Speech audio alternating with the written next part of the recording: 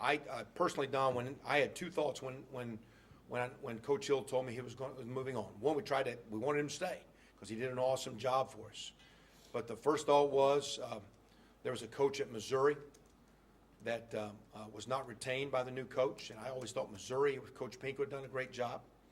And then I was intrigued by what they had done at Baylor, and then watching Baylor play, how fast they are, how physical they are, how hard they play, how competitive they've done.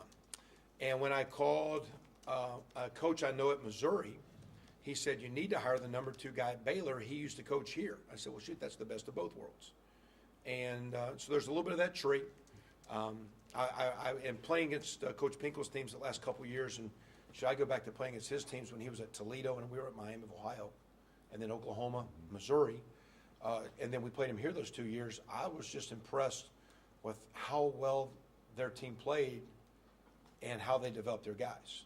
And then when I watched Baylor from afar, having competed against them for 9 years, I was intrigued by that. So I didn't know him, but I wanted someone from this pedigree. I actually saw Coach Briles at our coaching convention. He said, you hired one of our guys. And I said, Coach, I wanted a Baylor guy.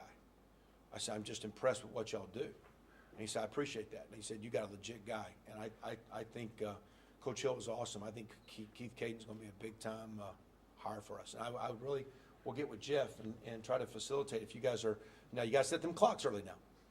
You know, we kind of get up there rolling now. And if you guys come late to the, as a media deal, he might make y'all do some up downs or something now, you know, or something like that. But I would encourage you maybe to catch one of our workouts. Keg walked through there. He says, man, this is different. These guys are good. I can quote you on that, right? Yeah. So, but anyway, I'm very encouraged.